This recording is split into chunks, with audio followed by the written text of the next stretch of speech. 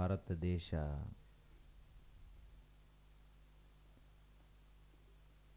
ಜಗತ್ತಿನಲ್ಲಿ ಯಾವುದಕ್ಕೆ ಪ್ರಸಿದ್ಧ ಅಂದ್ರೆ ಧರ್ಮದ ಅಧ್ಯಾತ್ಮದ ಜ್ಞಾನಕ್ಕೆ ಪ್ರಸಿದ್ಧ.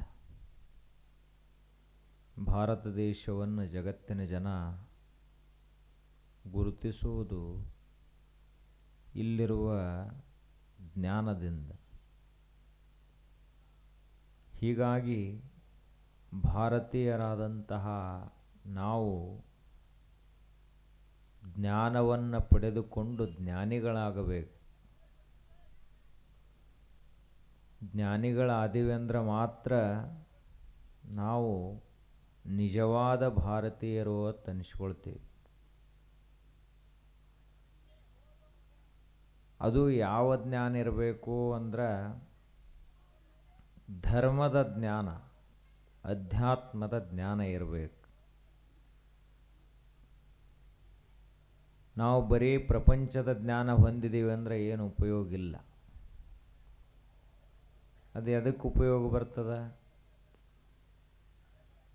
ಬರೇ ಊಟಕ್ಕಷ್ಟೇ ಉಪಯೋಗ ಬರ್ತದ, ಲೋಕದಲ್ಲಿ ಬದುಕಲಿಕ್ಕೆ ಉಪಯೋಗ ಬರ್ತದ.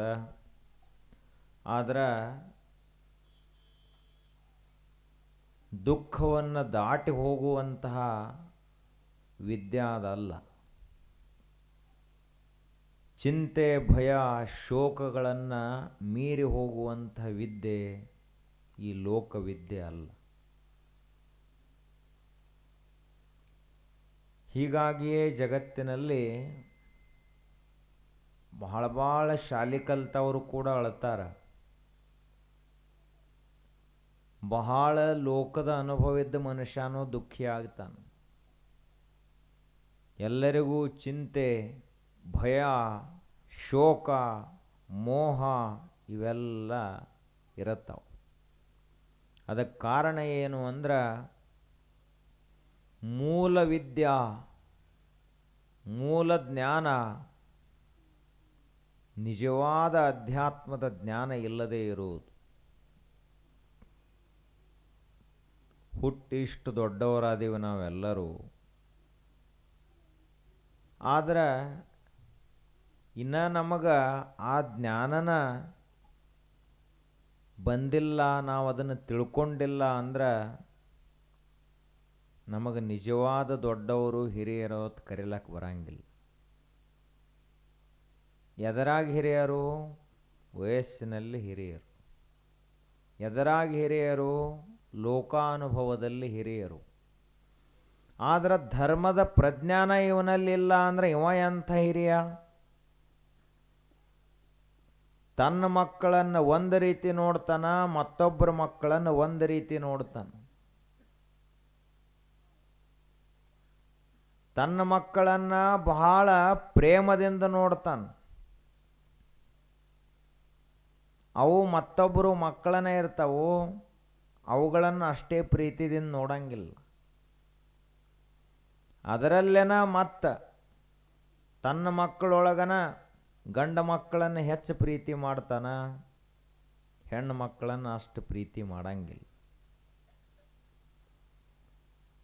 ಇಷ್ಟು ಭೇದ ಭಾವನಾ ಇರುವಂತಹ ಮನುಷ್ಯ ಇವ ಹೆಂಗಿನ್ನು ಧರ್ಮದ ಜ್ಞಾನ ಹೊಂದಲಿಕ್ಕಾಗ್ತದ? ಧರ್ಮ ಅಧ್ಯಾತ್ಮ ಏನು ಮಾಡ್ತದಂದ್ರೆ ಬ್ಯಾರೆ ಬ್ಯಾರೆ ನೋಡ್ಲಾಕ ಕಲಸಂಗಿಲ್ಲ, ಇಡೀ ವಿಶ್ವವನ್ನೇ, ಸಮಗ್ರವಾದ ವಿಶ್ವವನ್ನೇ ಒಂದತ್ತ ನೋಡ್ಲಾಕ ಕಲಿಸ್ತದೆ. ಆದ್ರೆ ನಾವೆಲ್ಲರೂ ಆ ಜ್ಞಾನವನ್ನು ಪಡೆಯದೇ ಇರುವ ಕಾರಣದಿಂದಾಗಿ ನಮ್ಮಲ್ಲಿ ಸ್ವಾರ್ಥ ಬಂತು, ಸ್ವಾರ್ಥಿಗಳಾದೇವಿ. ಏನೇ ಕೆಲಸ ಮಾಡ್ರು ಇದರಿಂದ ನನಗೇನು ಲಾಭ ಆಗ್ತತಿ ಅಂತ ನೋಡ್ತಾನೆ ಮನುಷ್ಯ. ಪ್ರತಿಯೊಂದು ಅದರಿಂದ ನನಗೆ ಎಷ್ಟು ಲಾಭದ, ಎಲ್ಲವನ್ನೂ ಲಾಭದ ದೃಷ್ಟಿಯಿಂದಲೇ ಮಾಡುವುದಾದರೆ ಧರ್ಮ ಅಂತ್ಯಾಕ?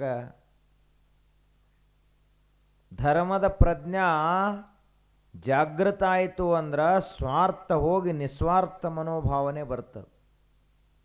ನನ್ನವರು ಅಂತ ಅನ್ನೋದೇ ಇಲ್ಲವ, ಎಲ್ಲವೂ ಇವರೆಲ್ಲರೂ ನಮ್ಮವರು ಅಂತಂತಾನೆ.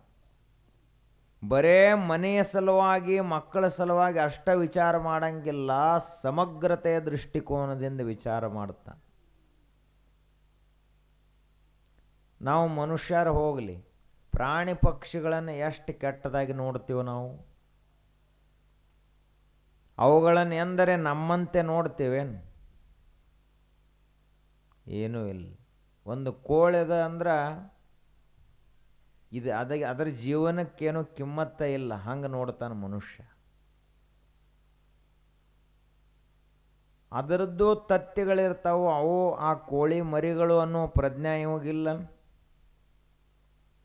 ಅವೇ ಕೋಳಿಯ ತತ್ತಿಗಳನ್ನು ತಿಂದು ಬಿಡ್ತಾನ, ಕೋಳಿಯನ್ನು ತಿಂತಾನ. ಮತ್ತು ಇವಾಗ ಧರ್ಮದ ಪ್ರಜ್ಞೆ ಆಯ್ತತ್ ಹೆಂಗೆ ಹೇಳೋದು? ಬೇಕಾದಷ್ಟು ವಿಭೂತಿ ಹಚ್ಕೊಳ್ಳಿ, ಲಿಂಗ ಪೂಜಾ ಮಾಡಲಿ, ಗುಡಿಗೆ ಹೋಗಲಿ, ಇದು ಯಾವುದೂ ಧರ್ಮ ಅಲ್ಲ. ಖರೆ ಧರ್ಮ ಅಂದ್ರೆ ಇಲ್ಲೈತಿ. ಎಲ್ಲಿ? ಆತ್ಮನಃ ಪ್ರತಿಕೂಲಾನಿ ಪರೇಶಾಂ ನ ಸಮಾಚರೇತ್. ಯಾವುದು ತನಗ ದುಃಖವನ್ನು ಕೊಡ್ತೈತ್ಲ ಅದನ್ನು ಇನ್ನೊಬ್ಬರಿಗೆ ಮಾಡಬಾರದು. ಈಗ ನೋಡ್ರಿ, ನಿಮ್ಮ ಮಕ್ಕಳಿಗೆ ಯಾರಾದರೂ ಹೊಡೆದ್ರು ಅಂದ್ರೆ ನಿಮಗೆ ಸಿಟ್ಟು ಬರ್ತೈತಿ, ದುಃಖ ಆಕೈತಿ. ಮತ್ತದು ಕೋಳಿಗೆ ದುಃಖ ಆಗಂಗಿಲ್ಲ, ಅದರ ಮುಂದನ ಅದರ ತತ್ತಿ ತಗೊಂಡು ತಿಂದ್ರೆ ದುಃಖ ಆಗಂಗಿಲ್ಲ. ಕೋಳಿಯನ್ನೇ ಕೊಯ್ದು ತಿನ್ನುವಂಥ ಮನುಷ್ಯಾಗ ಧರ್ಮದ ಪ್ರಜ್ಞೆ ನಷ್ಟವಾಗಿ ಹೋಗ್ತದೆ. ಬೇಕಾದಂಥ ಪುಣ್ಯಾತ್ ನಾವು ಮಾಡಬಹುದು. ಎಲ್ಲ ಪುಣ್ಯ ಬರೀ ಒಂದು ಜೀವಿಯನ್ನು ಹೊಡೆದೀವಿ ಅಂದ್ರೆ ಮುಗಿತಲ್ಲಿಗೆ ಎಲ್ಲ ಹೋಗಿಬಿಡ್ತದೆ. ಯಾವುದೇ ಕಾರಣಕ್ಕೂ ಯಾವುದೇ ಪ್ರಾಣಿಯ ಹತ್ಯೆಯನ್ನು ಮಾಡಬಾರದು, ಕೊಲೆ ಮಾಡಬಾರದು. ಮನುಷ್ಯರನ್ನ ಕೊಲೆ ಮಾಡಿದ್ರೆ ಜೀವಾವಧಿ ಶಿಕ್ಷೆ ಆಗ್ತೈತಿ. ಮತ್ತದು ಕೋಳಿ ಕೊಲೆ ಮಾಡ್ರೆ ಕೊಲೆ ಅಲ್ಲನ ಅದು.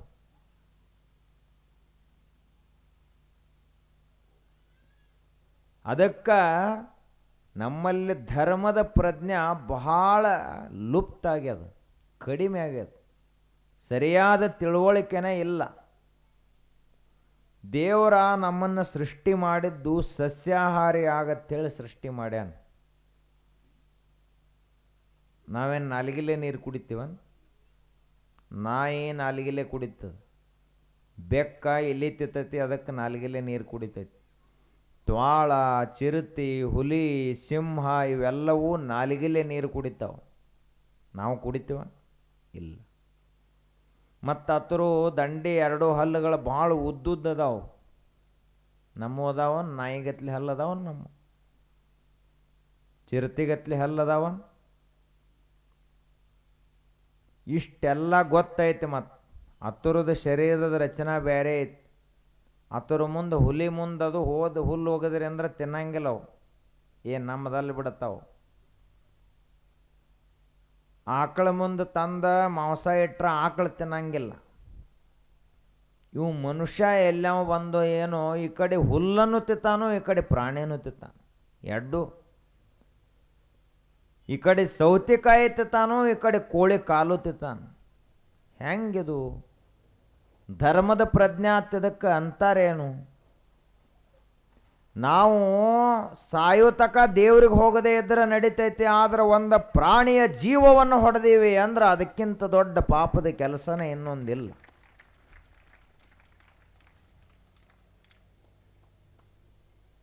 ಇಟ್ಟು ಪ್ರವಚನ ಕೇಳಿ ಗುರುಗಳ ಮಠಕ್ಕೆ ಬಂದು ಗುರುಗಳ ದರ್ಶನ ತಗೊಂಡು ಮನೆಗೆ ಹೋಗಿ ಮತ್ತೆ ಮನ್ಯಾಗ ಅಡಿಗೆ ಯಾವುದು ಮಾಡ್ತೀರಿ ಅಂದ್ರೆ ಸಸ್ಯಾಹಾರದ ಅಡಿಗೆನ ಮಾಡಬೇಕು.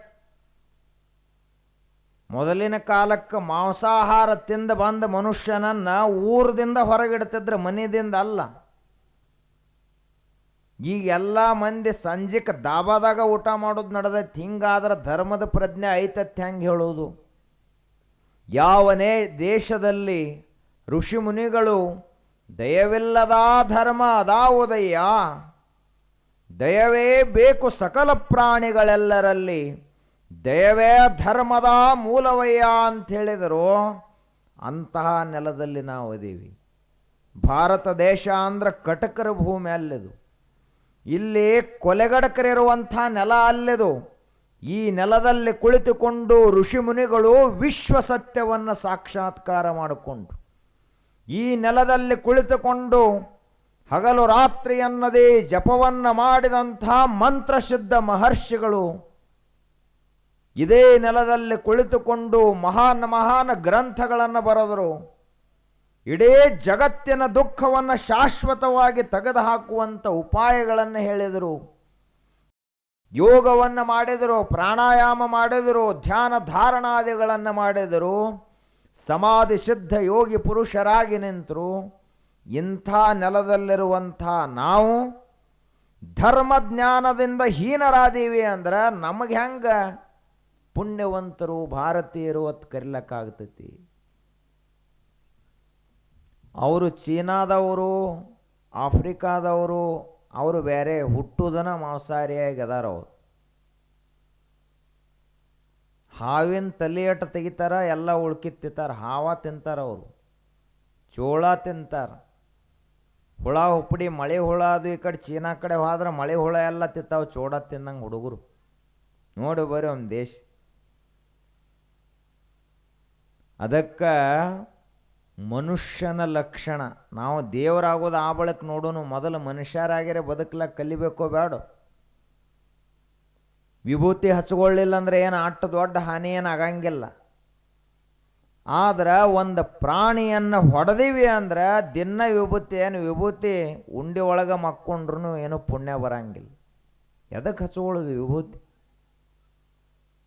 ರುದ್ರಾಕ್ಷಿ ಕೊರಳಾಗ ಹಾಕೊಂಡು ಮತ್ತಿವ ಒಂದು ಪ್ರಾಣಿಯನ್ನು ಕೊಲೆ ಮಾಡುತ್ತಿದ್ದ ಅಂದ್ರೆ ಇದಕ್ಕೆ ಧರ್ಮ ಅಂತಾರೇನು? ಈ ದೇಶದ 2 ಪ್ರಸಿದ್ಧ ವಾಕ್ಯಗಳು ಸತ್ಯಂ ವದ ಧರ್ಮಂ ಚರ. ಋಷಿ ಮುನಿಗಳು 25 ವರ್ಷಗಳವರೆಗೆ ಗುರುಕುಲದಲ್ಲಿದ್ದು ಕಲಿತಂತಹ ವಿದ್ಯಾರ್ಥಿಗಳು ಮನೆಗೆ ಹೋಗುವಂಥ ಸಂದರ್ಭದಲ್ಲಿ ಸ್ನಾತಕೋಪದೇಶಗಳು ಅಂತ ಮಾಡಿದರು. ಅಂದ್ರೆ ಕೊಟ್ಟ ಕೊನೆಯ ಉಪದೇಶ ಏನಪ್ಪಾ? ಸತ್ಯವನ್ನೇ ಮಾತನಾಡ್ರಿ, ಧರ್ಮದಂತೆ ನಡೀರಿ ಅಂತಿವ 2 ಮಾತು. ಜೀವನದಾಗ ಏನು ಪಾಲಿಸಬೇಕು? ದೇವರು ನಮಗೆ ಒಲಿಬೇಕಂದ್ರೆ, ನಾವ ದೇವರಾಗಬೇಕಂದ್ರೆ, ದೇವರ ದರ್ಶನ ನಮಗೆ ಆಗಬೇಕಂದ್ರೆ ಏನು ಮಾಡಬೇಕು ಅಂತ ಪ್ರಶ್ನೆಗೆ 2 ಮಾತು ಸಾಕು. ಒಂದು ಸತ್ಯವನ್ನು ಮಾತನಾಡು, 2ನೇದು ಸದಾಚಾರಿಯಾಗಿ ನಡೆ. ಮುಗಿದು ಹೋದ ಕೆಲಸ. ಧರ್ಮದ ಜ್ಞಾನ ಅಂದ್ರೆ ಬಹಳ 1000 ಗ್ರಂಥಗಳಲ್ಲಿ ಐತಿ. ಅದನ್ನು ವರ್ಷಗಟ್ಟಲೆ ಕೇಳಬೇಕಾಗ್ತೈತಿ. ಆ ಬಳಿಕ ತಾಸು ಕೂತು ಪ್ರವಚನ ಕೇಳಬೇಕಾಕತಿ. ಅವಾಗ ಜ್ಞಾನ ಆಕತೈತಿ. ಹಿಂಗೇನಿಲ್ಲ, 2 ಮಾತಿನಲ್ಲಿ ಎಲ್ಲ ಮುಗಿದನ ಹೋಗ್ತದೆ. ಸತ್ಯಂ ವದ ಧರ್ಮಂ ಚರ. ಹಗಲ ರಾತ್ರಿ ನೀ ಮಾತನಾಡಿದೆ ಅಂದ್ರ ಸತ್ಯವನ್ನು ಮಾತನಾಡು. ಸತ್ಯ ಅಂದ್ರನ ದೇವರು, ದೇವರಂದ್ರನ ಸತ್ಯ. ಸತ್ಯವನ್ನು ಬಿಟ್ಟು ದೇವರ ಇಲ್ಲ ಜಗತ್ತಿನೊಳಗ. ಅದಕ್ಕೆ ಸತ್ಯ ಮಾತನಾಡು. ಕಳಬೇಡ, ಕೊಲಬೇಡ, ಹುಸಿಯ ನುಡಿಯಲು ಬೇಡ ಅಂತ ಬಸವಣ್ಣವ್ರು ಹೇಳಿದರು. ಕಳ್ತನ ಮಾಡ್ಲಾಕ್ ಹೋಗಬೇಡ, ಅದು ಧರ್ಮ ಅಲ್ಲ, ಅದು ನಮ್ಮ ದೇಶದ ಸಂಸ್ಕೃತಿ ಅಲ್ಲ. ಈ ದೇಶದಾಗೇನು ಕಳ್ಳರಾಗಿ ಹೋಗ್ಯಾರೇನು? ಈ ದೇಶದಾಗ ಸುಳ್ಳು ಹೇಳೋರಾಗಿ ಹೋಗ್ಯಾರೇನು? ಕೊಲೆಗಡಕರಾಗಿ ಹೋಗ್ಯಾರೇನು? ಆದ್ದರಿಂದಲೇ ಕಳಬೇಡ, ಕೊಲಬೇಡ, ಹುಸಿಯ ನುಡಿಯಲು ಬೇಡ, ಮುನಿಯಬೇಡ, ಅನ್ಯರಿಗೆ ಅಸಹ್ಯ ಪಡಬೇಡ, ತನ್ನ ಬಣ್ಣಿಸಬೇಡ, ಇದರ ಹಳಿಯಲು ಬೇಡ. ಇದೇ ಅಂತರಂಗ ಶುದ್ಧಿ, ಇದೇ ಬಹಿರಂಗ ಶುದ್ಧಿ, ಇದೇ ನಮ್ಮ ಕೂಡಲ ಸಂಗಮ ದೇವರನ್ನು ಒಲಿಸುವ ಪರಿ. ಇಟ್ಟು ಮಾಡ್ರೆ ಮುಗಿತ್. ಸತ್ಯಂ ವದ, ಸತ್ಯ ಮಾತನಾಡಬೇಕು. ಹಾಗಾದರೆ ಈಗ ಸದ್ಯ ನಾವು ಏನೇನು ಹೇಳ್ಕೊತ ನಡೆದಿದ್ದೀವಿ ಅದು ಎದರಾಗ ಕುಂಡಿರ್ತೈತಿ. ನಮಗೆ ರೂಢಿ ಎದರದಾಗೈತಿ, ಈ ಕಲಿಯುಗದಾಗಂತೂ ಹೆಚ್ಚು ಮಂದಿಗೆಲ್ಲ ಸುಳ್ಳು ಹೇಳೋ ರೂಢಿನ ಆಗೈತಿ. ಮನ್ಯಾಗ ಅವ್ವ ಅಪ್ಪಗೆ ಖರೆ ಹೇಳಂಗಿಲ್ಲ, ಊರಾನ ಹಿರಿಯರಿಗೆ ಖರೆ ಹೇಳಂಗಿಲ್ಲ, ಆ ಬಳಿಕ ಸಹೋದರರಿಗೆ ಖರೆ ಹೇಳಂಗಿಲ್ಲ, ಶಾಲ್ಯಾಗ ಶಿಕ್ಷಕರಿಗೆ ಹೇಳಂಗಿಲ್ಲ, ಎಲ್ಲರೂ ಸುಳ್ಳ. ನಮ್ಮ ಈ ನಾಲಿಗೆಗೆ ಸತ್ಯದ ಸಂಸ್ಕಾರವನ್ನು ಕೊಡಬೇಕೇ ಹೊರತು ಸುಳ್ಳು ಹೇಳೋ ಸಂಸ್ಕಾರ ಕೊಟ್ರ ನಾವ್ಹೆಂಗ ಧರ್ಮವಂತರಾಗ್ತೀವಿ? ಹಗಲ ರಾತ್ರಿ ಗುಡಿಗುಂಡಾರಗಳಲ್ಲಿ ಪೂಜಾ ಮಾಡುವಂಥ ಪೂಜಾರಿಗಳು ಕೂಡ ಸುಳ್ಳು ಹೇಳ್ತಿದ್ರು ಅಂದ್ರೆ ಪೂಜೆ ಯಾಕೆ ಮಾಡಬೇಕು? ಹಗಲ ರಾತ್ರಿ ಮಠಕ್ಕೆ ಬಂದು ಸೇವಾ ಮಾಡಿ ಬೇಕಾದಷ್ಟು ದಾನ ಧರ್ಮ ಮಾಡಿದರೂ ಕೂಡ ಅದು ನಿಜವಾದ ಧರ್ಮ ಜ್ಞಾನ ಅಲ್ಲ. ಸುಳ್ಳು ಹೇಳಲಾರ್ದಂಗಿರುವುದೇ ನಿಜವಾದ ಧರ್ಮ. ಸತ್ಯಂ ವದ, ಸತ್ಯ ಮಾತನಾಡಬೇಕು. ಈ ನಾಲಿಗೆದ ಅಂದ್ರೆ ಇದಕ್ಕೆ ಯಾವ ಸಂಸ್ಕಾರ ಕೊಡಬೇಕು? ಸತ್ಯ ಹೇಳುವ ಸಂಸ್ಕಾರವನ್ನು ಕೊಡಬೇಕು. ಮಕ್ಕಳಿಗೆ ಶಿಕ್ಷಣ ಕೊಡುವುದಂದ್ರೆ ಏನು? 2 ಅಕ್ಷರ ಓದ್ಲಕ್ಕ ಬರೀಲಕ್ಕ ಕಲಿಸ್ರೆ ಅದು ನಿಜವಾದ ಶಿಕ್ಷಣ ಅಲ್ಲ. ಅದು ಬರೇ ಓದುವುದು ಬರೆಯೋ ಶಿಕ್ಷಣ. ನಿಜವಾದ ಶಿಕ್ಷಣ, ನಿಜವಾದ ವಿದ್ಯಾ ಅಂದ್ರೆ ಸತ್ಯ ಹೇಳಕ್ಕೆ ಹುಡುಗರಿಗೆ ಕಲಿಸಿದೀವಿ ಅಂದ್ರೆ ಅದಕ್ಕೆ ಶಿಕ್ಷಣ ಅಂತ ಕರೀತಾರೆ. ಅದನ್ನು ಕಲಿಸ್ಬೇಕು ಮಕ್ಕಳಿಗೆ. ಇವತ್ತು ಮನ್ಯಾಗ ಅವ್ವ ಅಪ್ಪನ ಸುಳ್ಳು ಹೇಳತ್ತಾರ, ಹುಡುಗರು ಹೆಂಗೆ ಸತ್ಯ ಹೇಳ್ತಾವ? ನೀವು ಮನ್ಯಾಗ ಹೆಂಗೆ ಕಲಿಸ್ತಿರ್ಲ ಸಾಲಿ, ಹಂಗೆ ಹುಡುಗರು ತಯಾರಾಗ್ತಾವ. ಅದು 10ನೇತೆ ಒಳಗೆ ಏನು ಕಲಿಸ್ತಿರ್ಲ ಅದು ಅಷ್ಟ ಅವರು ಕರೆ ಕಲಿಯೋದು ಹುಡುಗರು.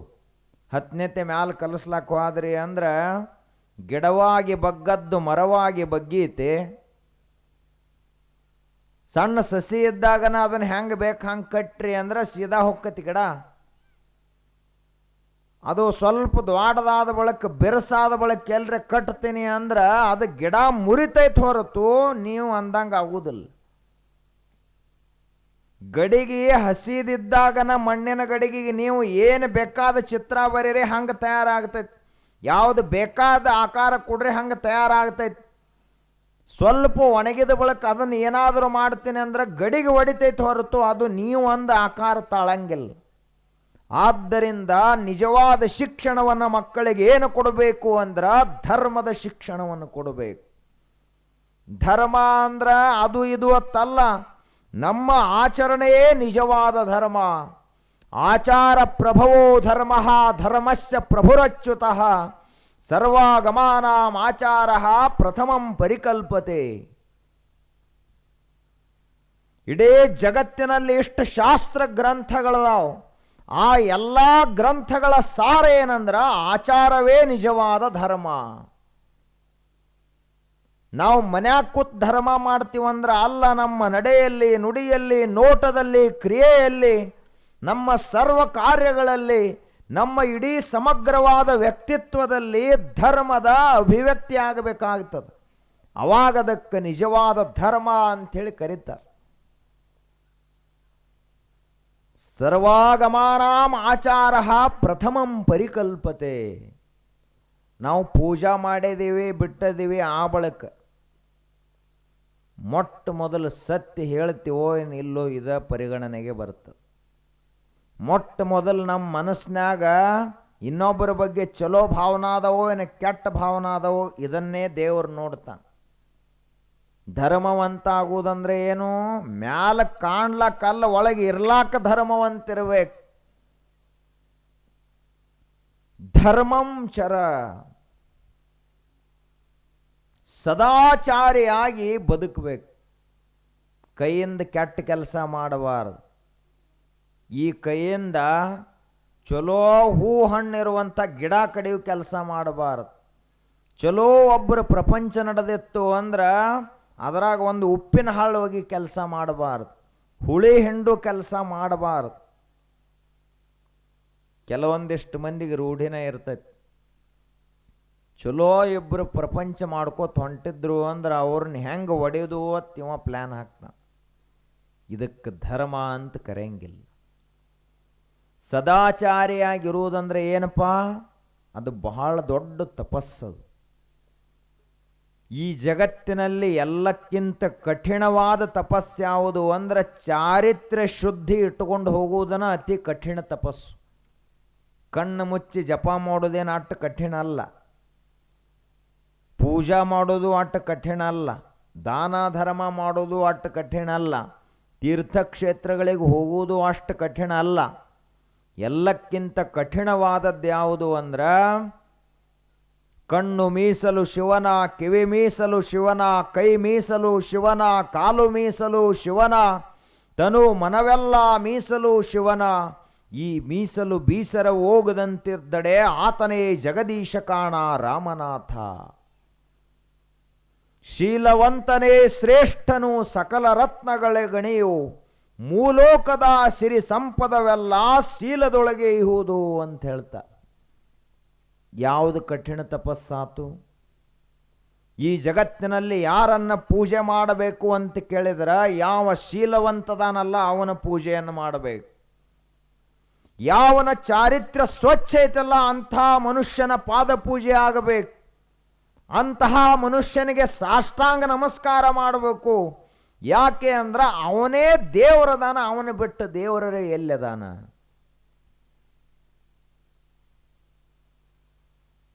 ನಮ್ಮ ಕಣ್ಣು ಸ್ವಚ್ಛ ಇರಬೇಕು, ಮನಸ್ಸು ಸ್ವಚ್ಛ ಇರಬೇಕು, ಕೈ ಸ್ವಚ್ಛ ಇರಬೇಕು.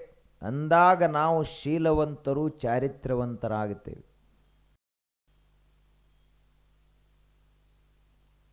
ರಾವಣ ಬಹಳ ದೊಡ್ಡ ಪೌಲಸ್ತ್ಯ ಗೋತ್ರದ ಬ್ರಾಹ್ಮಣ. 4 ವೇದಗಳನ್ನೇ ಮುಖೋದ್ಗತವಾಗಿ ಹೇಳ್ತಾ ಇದ್ದ. ಸಾಕ್ಷಾತ್ ಶಿವನನ್ನ ಒಲಿಸಿಕೊಂಡ ಆತ್ಮಲಿಂಗವನ್ನು ತಂದಂಥವ ಮಹಾಶಿವಭಕ್ತವ ರಾವಣ. ಅಂತಹ ರಾವಣ ಒಂದು ಕ್ಷಣ ಇನ್ನೊಬ್ಬರ ಹೆಣ್ಣು ಮಗಳ ಮೇಲೆ ದೃಷ್ಟಿ ಹಾಕಿದ, ಕಣ್ಣು ಹಾಕಿದ.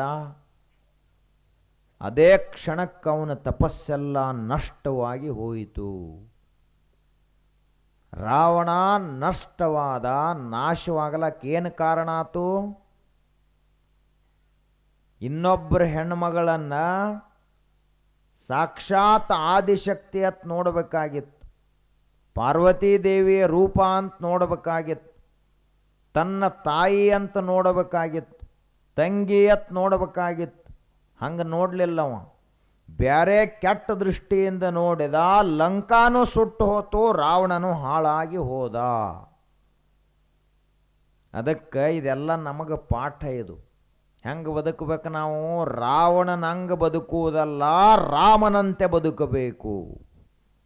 ಮರ್ಯಾದಾ ಪುರುಷೋತ್ತಮ ಪ್ರಭು ಶ್ರೀರಾಮಚಂದ್ರ ಅಂತ ಕರೀತಾರೆ. ಅದಕ್ಕೊಂದು ಉದಾಹರಣೆ. ರಾಮ ರಾವಣನನ್ನು ಹೊಡೆದ ಬಳಿಕ ರಾವಣನ ಹೆಂಡತಿ ಮಂಡೋದರಿ. ಆ ಮಂಡೋದರಿ ಯಾರು ಹೊಡೆದರು ಅಂತ ನೋಡೋ ಸಲುವಾಗಿ ಬಂದ್ಲು. ಬಂದಾಗ ಸಂಜೆ ಸಮಯ ಆಗಿತ್ತು, ಸೂರ್ಯನ ಬಿಸಿಲ ಬಿದ್ದಿತ್ತು, ಸ್ವಲ್ಪ ನೆರಳಿತ್ತು. ಆ ಮಂಡೋದರಿ ನಡ್ಕೋತ ಬರೋದು ನೋಡಿ ಆಕೆ ನೆರಳು ರಾಮನ ಸಮೀಪ ಬತ್. ಆವಾಗಿದು ಯಾರ್ದೋ ಹೆಣ್ಮಗಳ ನೆರಳದ ಅಂತ ತಿಳ್ಕೊಂಡು ಆ ನೆರಳು ಸಹಿತ ತುಳಿಲಾರ್ದಂಗೆ ದೂರ ಸರದ ನಿತ್ತಲ್ಲ, ಅವ ರಾಮ ಅಂತ ಕರೀತಾರ ಅವನಿಗೆ.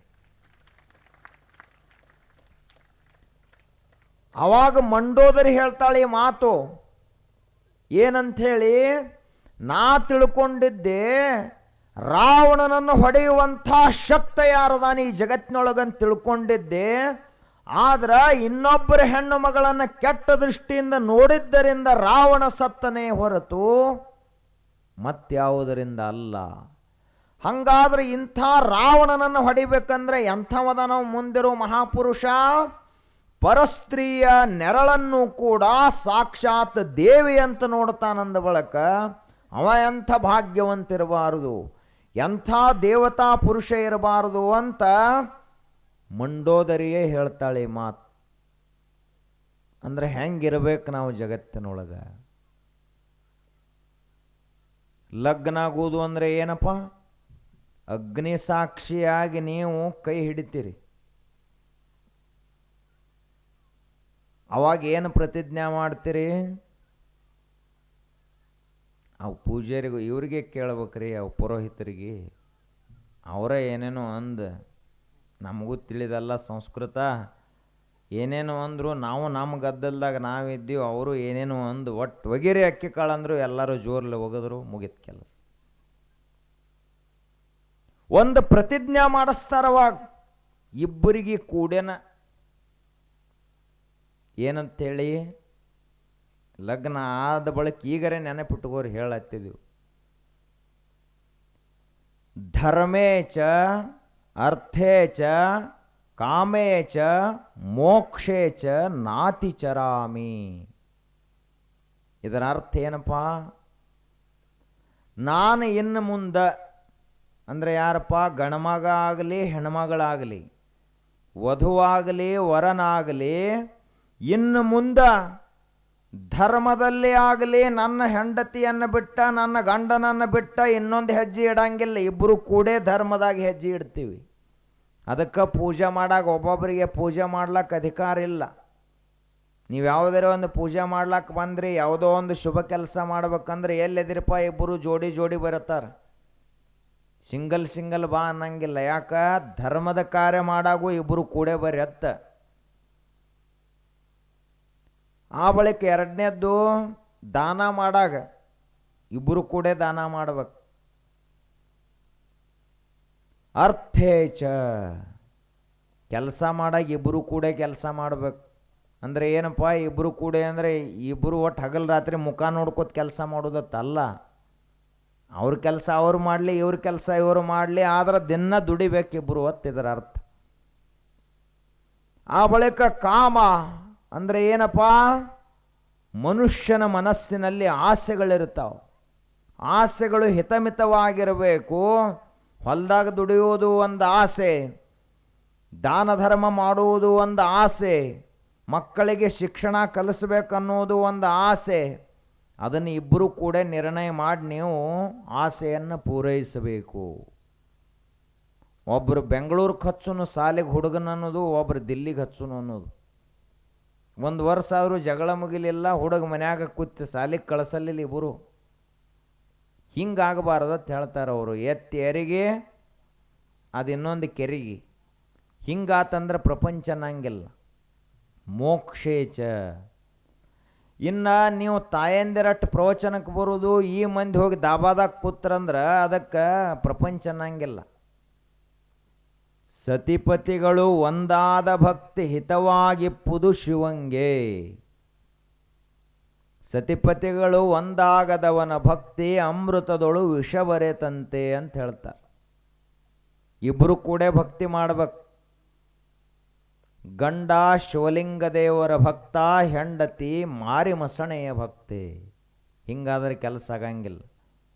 ಇವ ಕೈಯಾಗ ಲಿಂಗ ತಗೊಂಡು ಓಂ ನಮಃ ಶಿವಾಯ ಅಭಿಷೇಕ ಮಾಡೋದು ಪೂಜೆ ಮಾಡೋದು ಮಾಡ್ಲತ್ತಾನ. ಹೆಂಡತಿ ದುರ್ಗಾದೇವಿ ಕಾಳಿಕಾದೇವಿ ಅವತಾರಾಗಿ ನಿತ್ತಾಳ. ಹಿಂಗಾದ್ರೆ ಅದಕ್ಕೆ ಪ್ರಪಂಚ ಅನ್ನಂಗಿಲ್ಲ. ಇಬ್ಬರು ಕೂಡಿ ಹೋಗ್ರಿಪ್ಪ ಅಂತ ಹೇಳ್ತಾರೆ. ಇಲ್ರಿ, ಅದು ಮೊದಲ ಸಾಲಾವಳಿ ಕೂಡಿಲ್ಲ, ಆದರೂ ಲಗ್ನ ಮಾಡ್ಯಾರ ಇವರು. ಆ ಸಾಲಾವಳಿ ಏನಕ್ಕಾಗೋಲ್ದಾಗ ಪಂಚಾಂಗದ ಅಂದು ಈಗ ಎಲ್ಲ ಹಿರಿಯಾರು ಕೂಡಿ ನಿಮ್ಮನ್ನು ಲಗ್ನ ಮಾಡ್ಯಾರ ಅಂದ್ರೆ ಒಬ್ಬರನ್ನೊಬ್ಬರು ಅರ್ಥ ಮಾಡ್ಕೊಂಡು ಹೋಗಬೇಕು. ಗಂಡ ಏನಾದರೂ ಅನ್ಯಾಯದ ರೊಕ್ಕ ಮನೆಗೆ ತಂದ ಅಂದ್ರೆ ಅದನ್ನು ಮನೆಯಿಂದ ಹೊರಗೆ ಸುರಿದ್ಲು ಅಂದ್ರೆ ಆಕೆ ನಿಜವಾದಂಥ ಧರ್ಮ ಪತ್ನಿ ಅಂತ ಕರೆಸಿಕೊಳ್ತಾಳೆ, ಮತ್ತು ಉಳ್ದವ್ರಲ್ಲ. ಇನ್ನೊಂದು ತುಸು ಹೆಚ್ಚಿಗೆ ತರಬೇಕಾಗಿತ್ತಲ್ಲ, ಕಡಿಮೆ ಆಗ್ತಂದ್ರಿ ಅತ್ ಇವ್ರು ಅಂದ್ರೆ ಮನೆ ಹಾಳಾತತ್. ಈ ಮನ್ಯಾಗ ಧರ್ಮವಂತರಲ್ಲ ಅಧರ್ಮವಂತರು ಬದುಕ್ತಾರೋ ಅಂತ ಅರ್ಥ. ಅದಕ್ಕೆ ಇವು ನೆನಪುಳಿತಾವನ್.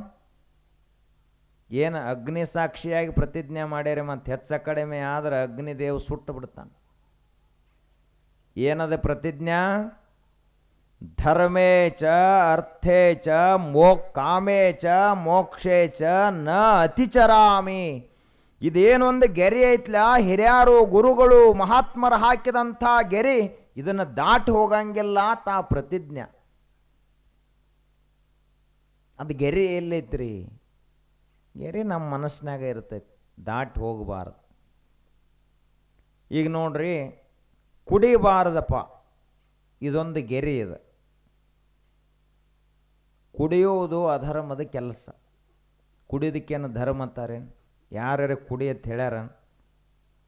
ಅವರು ಕುಡಿದ್ರು ಅಂದ್ರೆ ತಿಳ್ಕೋಬೇಕು, ನಾವು ಗುರುಗಳು ಮಹಾತ್ಮರು ತಪಸ್ವಿಗಳು ಹಾಕಿದ ಗೆರೆ ದಾಟಿ ಹೊಂಟದೀವಿ ಅಂತ ಇಟ್ಟ ತಿಳ್ಕೋಬೇಕು. ಸುಳ್ಳು ಹೇಳಬೇಡ ಅಂತ ಹೇಳ್ಯಾರ. ಸುಳ್ಳು ಹೇಳತ್ತೀವಿ ಅಂದ್ರೆ ಗೆರೆ ದಾಟಿ ಹೊಂಟದೀವಿ ಅಂತ ತಿಳ್ಕೋಬೇಕು. ಲಕ್ಷ್ಮಣ ರೇಖಾ, ಲಕ್ಷ್ಮಣ ಸೀತಾದೇವಿಗೆ ಒಂದು ಗೆರೆ ಹಾಕಿದ ಗುಡಿಸಲು ಸುತ್ತ. ಇದನ್ನು ದಾಟಿ ಹೊರಗೆ ಹೋಗಬೇಡ ಅಂತ ಹೇಳಿದ.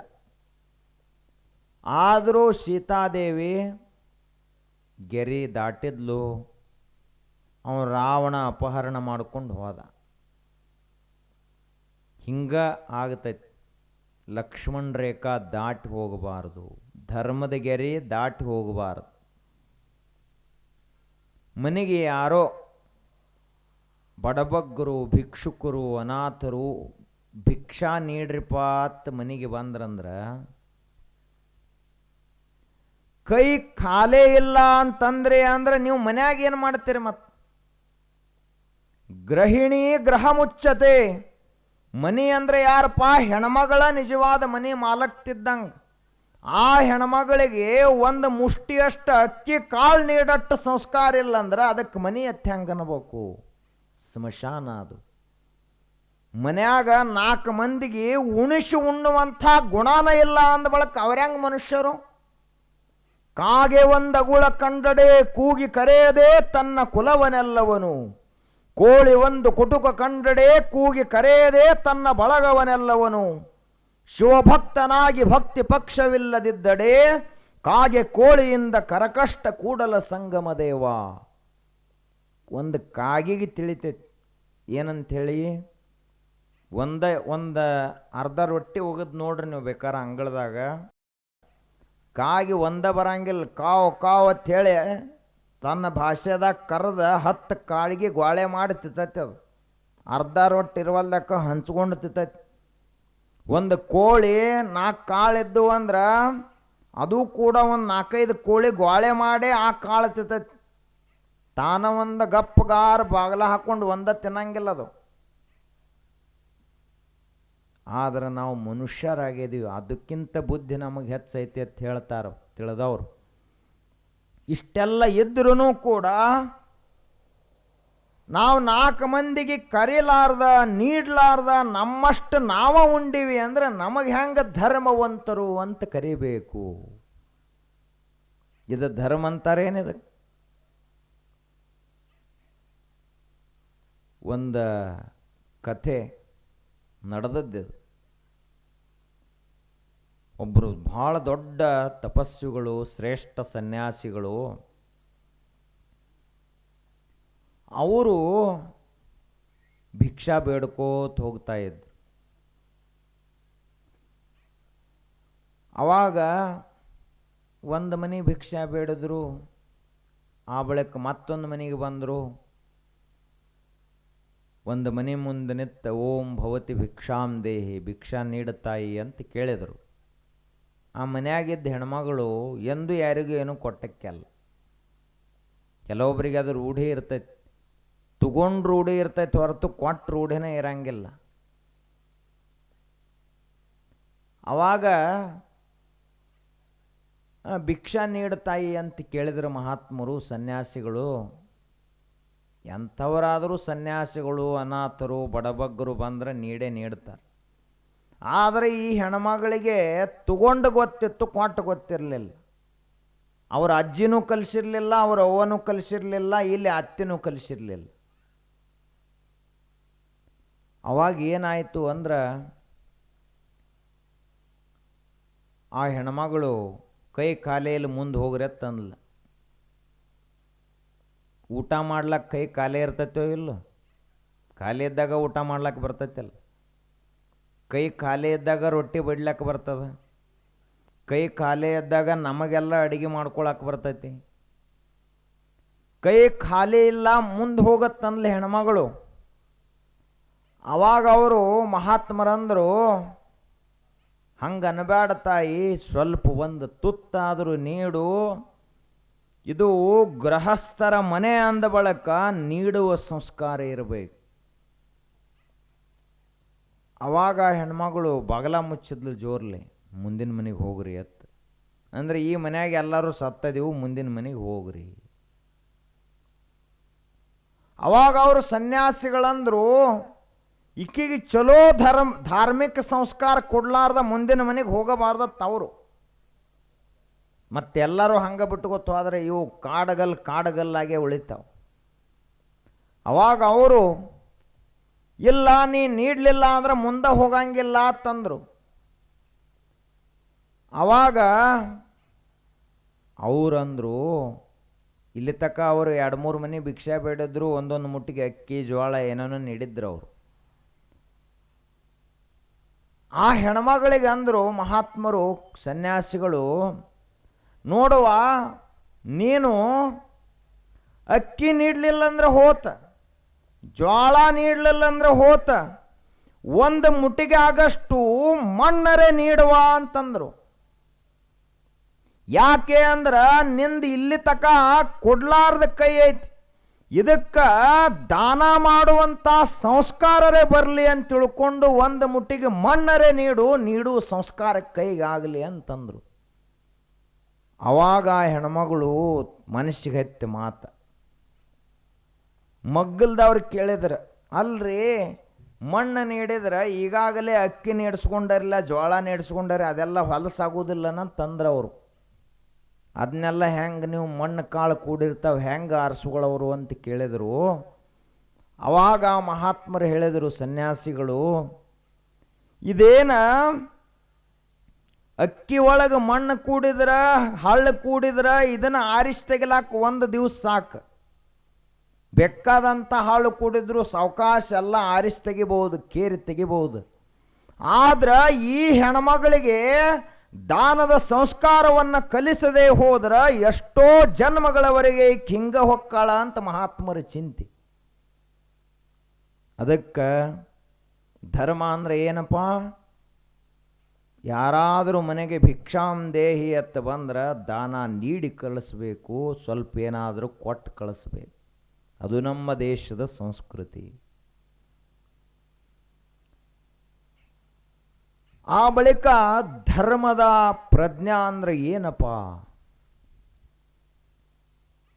ಬಹಳ ಸೂಕ್ಷ್ಮ ಇದು ಧರ್ಮ ಅಂದ್ರೆ. ನಾವೆಲ್ಲ ತಿಳ್ಕೊಂಡದ್ದನ ಬೇರೆ, ಅದು ಇರುವುದನ ಬೇರೆ. ಧರ್ಮ ಅಂದ್ರೆ ಈ ಮನಸ್ಸಿನಲ್ಲಿ ಕೆಟ್ಟ ಭಾವನೆ ಎಂದು ಬರಬಾರದು. ಎಲ್ಲರಿಗೂ ಚಲೋ ಆಗಲಿ ಅನ್ನುವಂಥ ಮನಸ್ಸಿತ್ತು ಅಂದ್ರೆ ಅವನೇ ಧರ್ಮವಂತ ಮನುಷ್ಯ. ಆದ್ರೆ ಹಂಗಿಲ್ಲಲ್ಲ ನಮ್ಮ ಮನಸ್ಸುಗಳು. ಹೆಂಗದಾವು? ನಾವು ಹಿಂಗದೀವನ್? ಇಲ್ಲ. ಅದಕ್ಕಾಗಿ ನಮಗೆಲ್ಲ ಇದನ್ನು ಹೇಳೋದು ತಿಳಿಸಿ. ಪ್ರಾಮಾಣಿಕತೆ ಕೊರತೆ ನಮ್ಮಲ್ಲಿ ಆಗ್ತಾ ಅದ. ನಾವು ಮನಸ್ಸಾಕ್ಷಿ ಹೇಳಿದಂಗೆ ನಡೀತಾನೆ ಇಲ್ಲ. ಒಳಗದು ಹೇಳ್ಕೋತೈತೆ ಯಾವಾಗಲೂ ಗಡಿಯಾರದ ಮುಳ್ಳಿದ್ದಂಗೆ ನಮ್ಮ ಮನಸ್ಸಿನ ಒಳಗಡೆ ಒಂದು ಅಂತಃಸಾಕ್ಷಿ ಅದ. ಅದು ಹೇಳ್ತಾನೆ ಐತೆ ಅವತ್ತು, ಇದು ತಪ್ಪು ಮಾಡ್ಲತ್ತಿದಿ, ಸರಿ ಮಾಡ್ಕೋ. ನಾವು ಕೇಳ್ತಾನೆ ಇಲ್ಲ, ಕಿವುಡಾಗಿದ್ದೀವಿ. ಅಂತರಾತ್ಮದ ಅಂತರ್ಧ್ವನಿ ಅಂತರ್ವಾಣಿ ಏನು ಬರ್ತದ ಅದನ್ನು ಕೇಳ್ತಾನೆ ಇಲ್ಲ. ಹಾಗಾದ್ರೆ ಏನು ಮಾಡ್ತಾ ಇದ್ದೀವಿ? ನಮಗೇನು ತಿಳಿತೈತ್ಲೆ ಅದನ್ನ ಮಾಡ್ಲಾತ್ತಿದ್ದೀವಿ. ಧರ್ಮದಂಗೆ ನಾವು ನಡೀತಾ ಇಲ್ಲ. ಈಗ ಪ್ರಾಮಾಣಿಕತೆ ಈಗಿನ ಕಾಲದಾಗ ಹೆಂಗೆ ನಡೆದೈತಿ ನಮ್ಮದು? ತಾನು ಬೆವರು ಸುರಿಸಿ ಏನು ರೊಕ್ಕ ಬಂದಿರ್ತೈತ್ಲ ಅಟ್ರೊಳಗೆ ಬದುಕು ಪ್ರಯತ್ನ ನಾವು ಮಾಡ್ತೀವಿ. ಹೊರಗಿಂದ ಎಲ್ಲಿಂದಲೂ ಒಂದು ದುಡ್ಡು ಮತ್ತೊಬ್ಬರದ್ದು ತಿನ್ನಬಾರದು, ಹಂಗೆ ನಾವು ಬದುಕಬೇಕು. ಅದಕ್ಕೆ ಧರ್ಮದ ಜೀವನ ಅಂತ ಕರೀತಾರೆ. ಆದರೆ ಇವತ್ತು ಕಲಿಯುಗದಲ್ಲಿ ನಾವೆಲ್ಲ ಹೆಂಗಾಗಿದ್ದೀವಿ? ಹೊಟ್ಟೆ ಹೊರಗೆ ಹೋಗಿರ್ಬೇಕು, ರೊಕ್ಕ ಮನೆಗೆ ಬಂದಿರ್ಬೇಕು. ಅಂದ್ರೆ ಮತ್ತೊಬ್ಬರದ ಚಾ ಕುಡ್ದು ಬರ್ತಾನೆ ಅವ, ಮತ್ತೊಬ್ಬರದ ಬಜಿ ತಿಂದು ಬರ್ತಾನ, ಮತ್ತೊಬ್ಬರದ ಊಟ ಮಾಡಿ ಬರ್ತಾನ. ಆ ಒಂದು ತುತ್ತು ಪುಕ್ಕಟ ಏನು ಅನ್ನ ತಿಂತಾನಲ್ಲ, ಆ ಅನ್ನ ಅದು ಒಬ್ಬರ ಬೆವರ ಹನಿದಿಂದ ಬಂದೈತಿ ಅನ್ನೋದು ಮರಿಬೇಡ ಎಂದಿಗೂ. ನೀನು ಉಣಸು, ಆ ಬಳಿಕ ಉಣ್ಣು. ಶರಣರು ಕಲಿಸಿದ್ದೇನಪ್ಪ? ದಾಸೋಹ. ಸ್ವತಃ ನಾವು ದುಡಿಬೇಕು, ಜನರಿಗೆ ಉಣಿಸ್ಬೇಕು. ಅದಕ್ಕೆ ಧರ್ಮ ಅಂತ ಕರೀತಾರೆ. ಆದರೆ ಇವತ್ತು ನಾವು ಪುಕ್ಕಟ ಎಲ್ಲಿ ಸಿಗ್ತೈತಿ ನೋಡ್ಲತ್ತಿದೆವು. ಅದು ಒಟ್ಟು ಬೆವರು ಸುರಿಸ್ಲಾರ್ದ ಬಂದದ್ದಿರ್ಬೇಕು.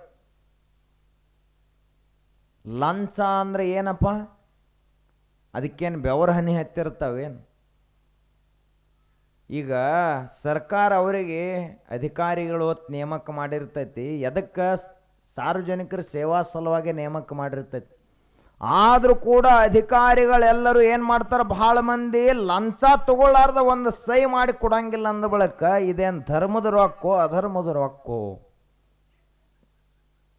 ಚಲೋ ದುಡ್ದ ಮನುಷ್ಯಾಗ ಒಂದು ಚಲೋ ಮನೆ ಕಟ್ಲಕ್ಕೆ ಆಗೋದಿಲ್ಲ. ಆದ್ರೆ ಲಂಚ ತಗೊಳ್ಳೋ ಮನುಷ್ಯ 3 ವರ್ಷನ್ಯಾಗ 4 ಮಜಲು ಮನೆ ಕಟ್ಟತಾನ. ಎಲ್ಲಿಂದ ಕಟ್ಟಿದವ? ಅದಕ್ಕೆ ಧರ್ಮವಂತರಾಗಿ ನಾವು ಬದುಕಬೇಕು ಅಂದ್ರೆ ಪ್ರಾಮಾಣಿಕರಾಗಿರಬೇಕು. ಸರ್ ಎಂ ವಿಶ್ವೇಶ್ವರಯ್ಯನವರು ದೊಡ್ಡ ಇಂಜಿನಿಯರ್, ಅವರು ಭಾರತ ದೇಶದ್ದಿದ್ದೇ ಕರ್ನಾಟಕದವರು. ಅವರು ಎಷ್ಟು ಪ್ರಾಮಾಣಿಕವಾಗಿದ್ರು ಅಂದ್ರೆ, ಆಗಿನ ಕಾಲಕ್ಕೆ ಇನ್ನೂ ಕರೆಂಟ್ ಬರುವುದರೊಳಗಿತ್ತು. ಆವಾಗ 2 ಚಿಮಣಿ ಮಾಡಿದ್ರು ಅವರು, 2 ಕಂದೀಲು.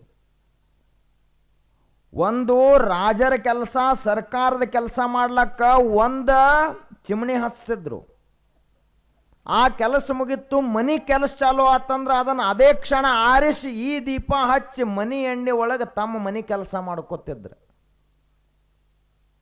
ಈಗ ಒಮ್ಮೆ ನೌಕರಿಗೆ ಹೊಕ್ಕಾನಲ್ಲ, ಸಾಯುತಕ ಒಟ್ಟು ಸರ್ಕಾರದ ರೊಕ್ಕದಾಗ ಬದುಕಿ ಬಿಡ್ತಾನೆ. ಮನೆ ರೊಕ್ಕ ಏನಿಲ್ಲ ಇಲ್ಲ. ಹಿಂಗಾದರೆ ಇದಕ್ಕೆ ಧರ್ಮದ ಪ್ರಜ್ಞಾ ಅಂತ ಕರೀತಾರೆ ಏನು? ಲಾಲ್ ಬಹದ್ದೂರ್ ಶಾಸ್ತ್ರೀಜಿ ಅವರು ಈ ದೇಶ ಕಂಡ ಅತ್ಯಂತ ಪ್ರಾಮಾಣಿಕ ಪ್ರಧಾನಮಂತ್ರಿ. ಅವರೊಂದು ಘೋಷಣೆ ಹಾಕಿದರು, ಜೈ ಜವಾನ್ ಜೈ ಕಿಸಾನ್. ಯಾರಿಗೆ ಜಯಕಾರ ಆಗಲಿಪ್ಪ? ರಾಜಕೀಯದವ್ರಿಗೆ ಜಯವಾಗಲಿ ಅಂತ ಜಯಕಾರ ಹಾಕಲಿಲ್ಲ ಅವರು. ಊರಾನ ಪಂಚರಿಗೆ, ಸೆಕ್ರೆಟ್ರಿಗಳಿಗೆ, ಅವರಿಗೆ ಇವರಿಗೆ ಜಯಕಾರ ಹಾಕಲಿಲ್ಲ ಅವರು. ನೌಕರದಾರಿಗೆ ಜಯವಾಗಲಿ ಅಂತ ಹೇಳಿಲ್ಲ. ಯಾವಾತನು ನಮ್ಮ ಹೊಟ್ಟೆಗೆ ಅನ್ನ ಹಾಕ್ತಾನಲ್ಲ ಅಂಥ ರೈತನಿಗೆ ಜಯವಾಗಲಿ, ಯಾವನು ತನ್ನ ಪ್ರಾಣವನ್ನೇ ಒತ್ತೆ ಇಟ್ಟು ನಮ್ಮನ್ನು ಹಗಲ ರಾತ್ರಿ ಕಾಯ್ತಾನಲ್ಲ ಅಂಥ ಸೈನಿಕರಿಗೆ ಜಯವಾಗಲಿ ಅಂತ ಹೇಳಿದರು. ಅವ್ರ ಜೀವನ ಹೆಂಗಿತ್ತು ಅಂದ್ರೆ, ಪ್ರಧಾನಮಂತ್ರಿ ಇದ್ರ, ಆದ್ರೆ ಸ್ವಂತ ಒಂದು ಕಾರ್ ಖರೀದಿ ಮಾಡ್ಲಾಕ್, ಒಂದು ಅಂಬಾಸಿಡರ್ ಕಾರ್ ಖರೀದಿ ಮಾಡುವ ಟ್ರಕ್ ಅವ್ರ ಹತ್ತಿರ ಇರಲಿಲ್ಲ. ಅಷ್ಟು ಬಡವರಾಗಿದ್ರು. ಯಾವ ಕುರ್ಚಿ ಮೇಲೆ ಕೂತಿದ್ರು? ಗ್ರಾಮ ಪಂಚಾಯತಿ ಚೇರ್ಮನ್ ಅಲ್ಲ, ಮುನ್ಸಿಪಾಲ್ಟಿ ಮೆಂಬರು ಅಲ್ಲ, ಈ ದೇಶವನ್ನೇ ಆಳುವಂಥ ಪ್ರೈಮ್ ಮಿನಿಸ್ಟರ್ ಹುದ್ದಾದ ಮೇಲೆ ಕುಂತಿದ್ರು. ಆದ್ರೆ ಸ್ವಂತ ಒಂದು ಅಂಬಾಸಿಡರ್ ಕಾರ್ ತಗೊಳ್ಳೋ ಟ್ರಕ್ ಅವ್ರಿಗಿರಲಿಲ್ಲ. ಬಾಡಿಗೆ ಮನೆ ಆಗಿದ್ರೆ ಇಲ್ಲಿ ಮಂದಿ ಪಂಚಾಯತಿ ಮೆಂಬರ್ ಆಗೋದ ತಡ ಊರಾನ್ ಗಟಾರ, ಊರಾನ್ ರೋಡ ಎಲ್ಲ ಹೋದ ಮನೆಗೆ ಹಾಕೊಂಡು ಮನೆ ದೊಡ್ಡದು ಕಟ್ಕೊಂಡು ಕೂತು ಬಿಡ್ತಾರೆ. ಗುಗ್ವಾಡದಾಗ ಮಂದಿ ಚಲೋ ಇರಬೇಕು. ಏನು ನಿಮಗೆ ಗೊತ್ತಲ್ಲ ಮತ್ತೆ ಹೆಂಗದಾರ ಪಂಚರು ಮೆಂಬರ್ಗಳು ಆರಿಸರಿ ಕೊಟ್ಟಿರ್ತೀರಿ. ಮುಂದೇನು ಕೆಲಸ ಮಾಡ್ತಾರೋ ಬಿಡ್ತಾರೋ ನೋಡ್ಬೇಕಲ್ಲ ಸ್ವಲ್ಪ. ಅವಾಗ ಲಾಲ್ ಬಹದ್ದೂರ್ ಶಾಸ್ತ್ರೀಜಿ ಅವರು ಒಂದು ದಿನ ಲಲಿತಾ ಶಾಸ್ತ್ರಿ ಅವರು ಅಂದ್ರೆ ಅವ್ರ ಮನೆಯವರು, ಅವ್ರ ಹೆಂಡತಿ, ಇವರು ಶಾಸ್ತ್ರೀಜಿ ಅವರು ಮನೆಯಲ್ಲಿ ಇರಲಾರದ ಸಮಯದೊಳಗೆ ಯಾರೋ ಬಂದರು ಬ್ಯಾಂಕಿನವರು ಅಥವಾ ಯಾರೋ ಒಬ್ಬರು ಸಹಾಯ ಕೇಳಕ್ಕೆ ಬಂದಾಗ ಇವರು ಹೆಣ್ಮಕ್ಳದೊಂದು ಸಾಮಾನ್ಯ ರೂಢಿ ಏನಿರ್ತೈತಿ, ತಮಗೆ ಎಷ್ಟು ಹತ್ತೈತಿಲ್ಲ ಅಟ್ಟು ಬಳಸ್ಕೊಂಡು ಉಳಿದ ರೊಕ್ಕ ಎಲ್ಲ ಹಿಟ್ಟಿನ ಡಬ್ಬ್ಯಾಗ ಅಕ್ಕಿ ಒಳಗೆ ಅಲ್ಲಿ ಇಲ್ಲಿ ಮುಚ್ಚಿಟ್ಟಿರ್ತೀರಿ. ಈಗೆಲ್ಲ ಬ್ಯಾಂಕ್ನಾಗ ಇಡ್ಲಾತೈತಿ ಮಂದಿ, ಮೊದಲಿನ ಅಜ್ಜ ಅಜ್ಜಿಗಳು ಹಂಗೆ ಮಾಡ್ತಿದ್ರು. ಅವಾಗ ಅವರು ಲಲಿತಾ ಶಾಸ್ತ್ರಿಯವರು ತಮ್ಮ ಖರ್ಚಿಗೆ ಅವ್ರೇನು ಕೊಡ್ತಿದ್ರಲ್ಲ ಅದರೊಳಗಿಂದನೇ ಉಳಿಸಿ ಅಂಥೇಳಿ 100-200 ರೂಪಾಯಿ ತೆಗೆದಿಟ್ಟಿದ್ರು. ಅವ ಯಾರೋ ಒಂದು ಸಹಾಯ ಅಂತ ಕೇಳಕ್ಕೆ ಬಂದ ಬಳಿಕ ಅದನ್ನು ಕೊಟ್ಟರು. ಮನೆಗೆ ಬಂದ ಬಳಿಕ ಇಂಥವ್ರೊಬ್ಬರು ಬಂದಿದ್ರು, ಹಿಂಗಾಗೈತಿ ಅಂತ ಹೇಳಿದರು. ಅವಾಗ ಲಾಲ್ ಬಹದ್ದೂರ್ ಶಾಸ್ತ್ರೀಜಿಯವರು ಸರ್ಕಾರಕ್ಕೆ ಪತ್ರ ಬರೆದ್ರು, ಮುಂದಿನ ತಿಂಗಳದಿಂದ ನನ್ನ ಪಗಾರ 50 ರೂಪಾಯಿ ಕಡಿಮೆ ಮಾಡಿ ಕೊಡ್ರಿ, ಯಾಕಂದ್ರೆ ಇಟ್ಟರೊಳಗೆ ನನ್ನ ಪ್ರಪಂಚಕ್ಕೆ ಸಾಕಾಗ್ತೈತಿ, ಉಳ್ಕಿದ್ರು ಅಕ್ಕ ದೇಶದ ಹಿತಕ್ಕಾಗಿ ಬಳಸ್ರಿ ಅಂತ ಪತ್ರ ಬರೆದು ಕೊಟ್ರು. ಒಬ್ಬರೇ ಇಂಥವ್ರು ಸಿಗ್ತಾರ? ನೀವು ಹೆಂಗೆ ಪುಕಟ ಬರ್ತೈತಿ, ಹೆಂಗೆ ನಾವು ಸಾವುಕಾರ ಆಗೋನು ಇದೇ ಗೇಣಿಕೆ ಒಳಗೆ ಇರ್ತೈತಿ ಮಂದಿ. ಅದಕ್ಕೆ ಧರ್ಮದ ಪ್ರಜ್ಞಾ ಅಂದ್ರೆ ಇಷ್ಟು ಸೂಕ್ಷ್ಮವಾಗ್ಯದ.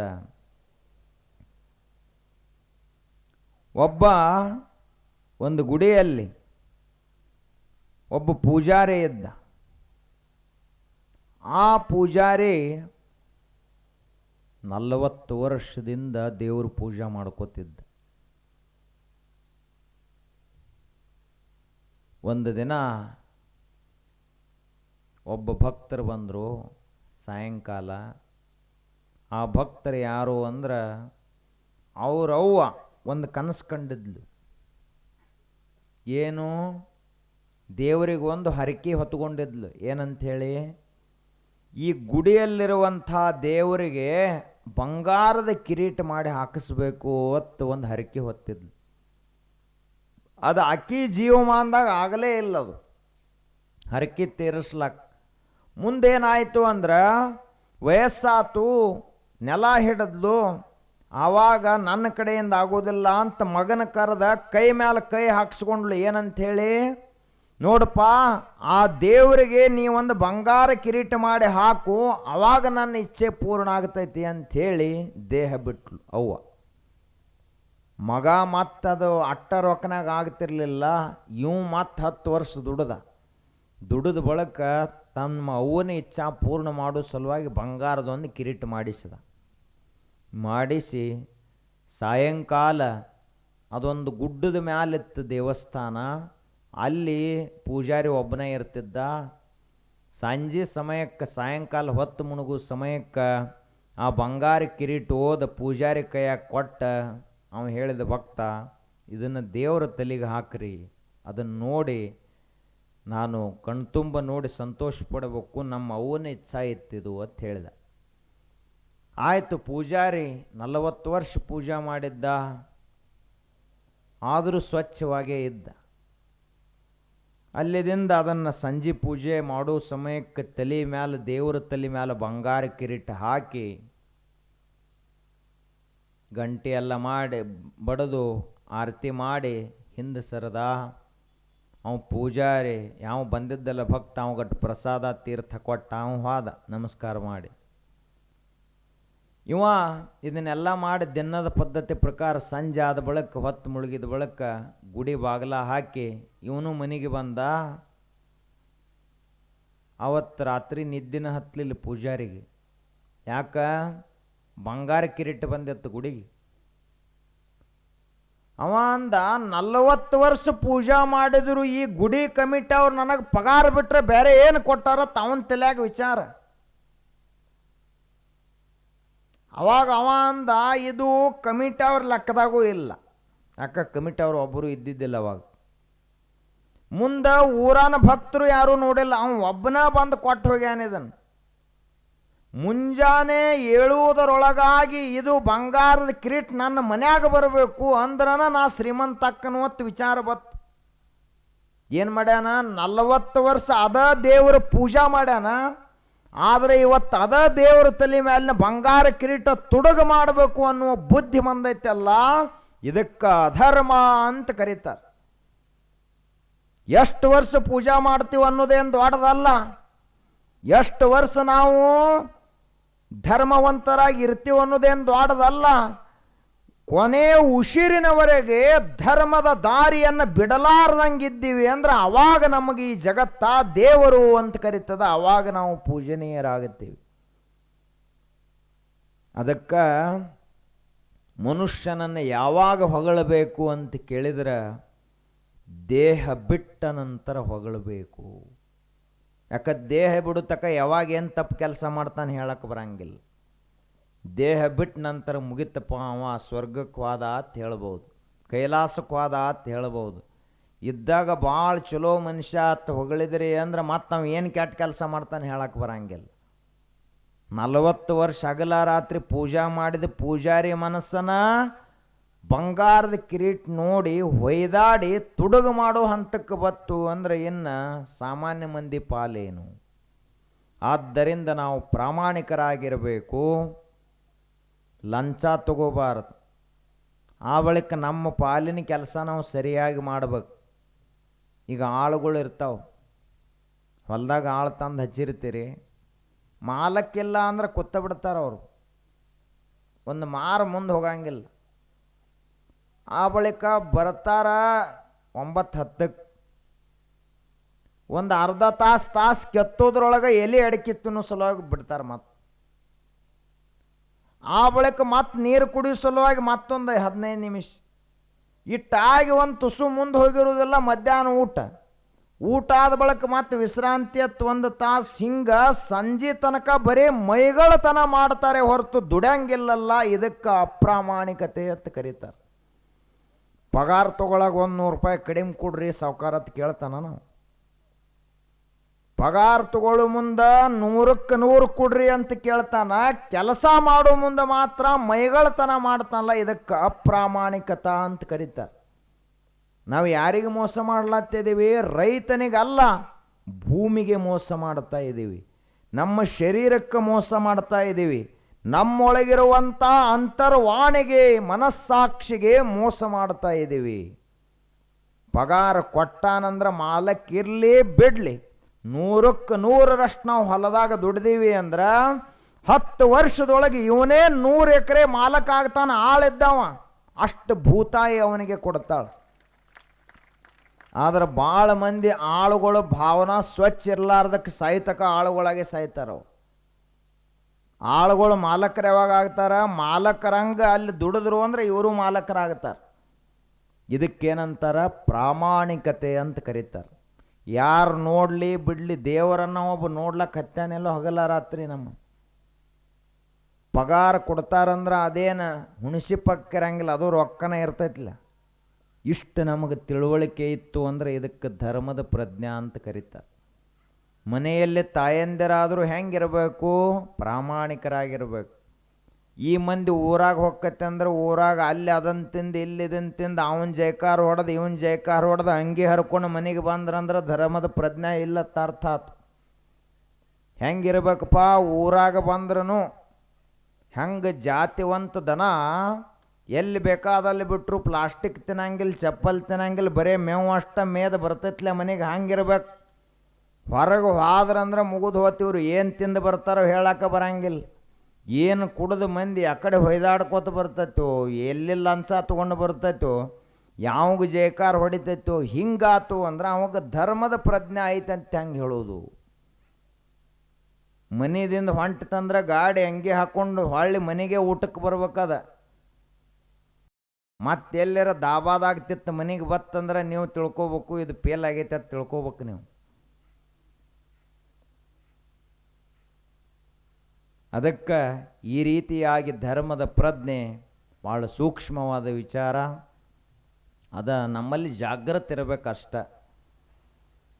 ಇದು ಪ್ರವಚನ ಹೆಂಗೈತಿ ಅಂದ್ರೆ ಸುಮ್ಮ ಕತೆ ಹೇಳಿ ನಗಿಸೋದಲ್ಲೇ ನಮ್ಮನ್ನು ನಾವು ತಿದ್ದುಕೊಳ್ಳೋ ಪ್ರವಚನ ಅಷ್ಟೆ. ಇರಲಿಲ್ಲ ಅಂದ್ರೆ ಏನೋ ನಾವು ಒಂದು 4 ಕತೆ ಹೇಳಿದೀವಿ, ನೀವು ಜೈ ಜೈಕಾರ ಹೊಡೆದು ನಕ್ಕು ಮಾಡಿ ಹೋದ್ರೆ ಅಂದ್ರೆ ಉಪಯೋಗ ಆಗೋದಿಲ್ಲ. ನಮ್ಮ ಜೀವನ ಏನ್ರಿ ಬದಲಾವಣೆ ಆಗಬೇಕಲ್ಲ. ನಾವು ಎಲ್ಲೆಲ್ಲಿ ತಪ್ಪಿದ್ದೀವಿ ಅಲ್ಲಿ ತಿದ್ದುಕೊಳ್ಳೋ ಪ್ರಯತ್ನ ಮಾಡಿದ್ದೀವಿ ಅಂದ್ರೆ ಇದರದ್ದು ಪ್ರಯೋಜನ ಆಗುತ್ತದೆ. ಮಕ್ಕಳಿಗೇನು ಕಲಿಸ್ಬೇಕು ಅಂದರೆ ಇಂಥದ್ದೇ ಕಲಿಸ್ಬೇಕು. ಆ ರೀತಿಯಾಗಿ ಸತ್ಸಂಗವನ್ನು ಮತ್ತೆ ನೋಡೋಣ ಅಂತ ಹೇಳ್ತಾ ಇವತ್ತಿನ ಸತ್ಸಂಗಕ್ಕೆ ಮಂಗ.